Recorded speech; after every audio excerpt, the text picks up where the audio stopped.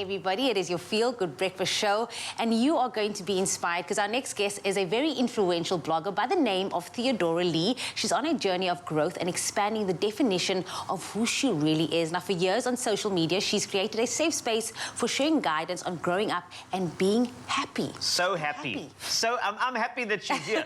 Actually, she's written a novel called #Happy. I mean, spoiler alert. And that's the name of the book. It's beautiful. It deals with a lot of trending topics and is also currently one of the top-selling local books in the children, young adults category. And Theodora Lee joins us on the couch to tell us a bit more. In fact, I'm going to need a round of applause. Theodora Lee, ladies and gentlemen, because she's doing social media for good. Congratulations. Well done. You've achieved self-actualization for someone to use social media for good. I try. And not hi guys. Yeah. Well done. Man. Welcome back to my channel. Yes. Oh, well, you nailed it. You nailed it. You are a creator. Now, please put digital creator in your bio now, just saying that. No, jokes aside, I mean, you really are using your platform for good. You're using social media to really educate people and just bring about a change for people. But you wrote a book. Why go that route? I think writing has always been my main passion.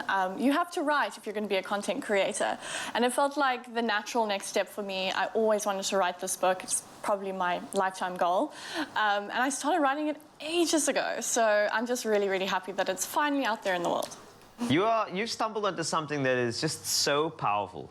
Because I feel like there are just so many individuals who have an addiction to social media. Yeah. And now this particular book tracks that through. An aspiring influencer lands in rehab because of social media addiction. I'd love to know the concept, where that came from, what you saw in the world that made you say, this is a very, very good narrative. Yeah, well, I suppose it comes from my experience. I mean, I'm not saying that I was necessarily addicted. Maybe I was.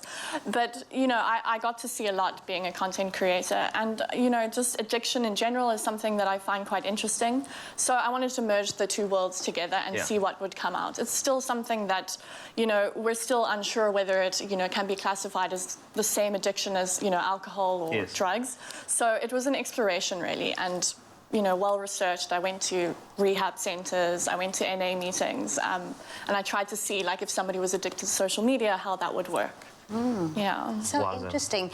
You're an advocate for mental health as well, always making sure that you check in with people, how they're really doing, especially with social media. Social media is crazy. I mean, like, it's a lot of triggers out there. But what was the process like, again, writing for you? Because I'm sure you had to put yourself in that position in the book, like living the story as well, making sure that, okay, check yourself, Theodora. Are you addicted to these things? How do you resonate with the book as well? Yeah. I think it was very therapeutic. It was a way for me to reflect on that time in my life and just, you know, just spill out everything that I suppose, some of the things that I went through, some things were totally fictionalized. And I guess it was just an ode to that time in my life. Yeah. Wow. You know, when I take a look at the book, I think a lot of people would want to get this and read through it and get reflective and do some introspection because, you know, there are moments, and I think that there has to be a proper investigation into the addiction of social media and, you know, versus the other things. Because what are you doing? You're going to a place that is taking a lot of your time. It feels like an escapism. I mean, I could land up 3 hours in Reels alone. So there's this thing about it that it's comforting. And if you look at all of the psychological cues and how people get into addiction, it just feels so parallel that I think what you've done is you've opened up a really great opportunity for proper research into this. And I think that's something that I have to applaud you for. Thank you. How do we get the hands on the book? Well, it's in all the local bookshops, and you can also buy it online. It's available for download on Kindle, so pretty much anywhere. Yeah. One thing I wanted to find out, is there something that surprised you about writing this book? Was there at any point you found yourself like, wait, what? I think it was just how long it took, but also how much I, you know, enjoyed the process. So even though it didn't get published the moment I sent it out to that first person, I was very happy to go back and, you know, continue chipping away at it for many years. So it was very interesting how I just sort of never sort of gave up. I really enjoyed it as a passion project. Were you #happy?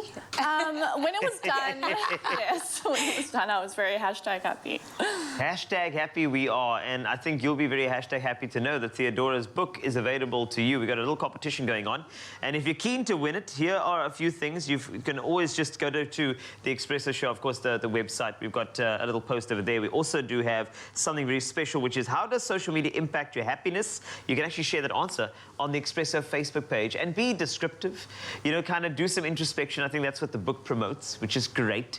A little bit of reflection, and you could indeed win. It is fantastic. And if you're looking for competition, it actually closes at 12 on the 11th. So make sure you get there as soon as possible and remain #happy. Like Theodora. So. That's great.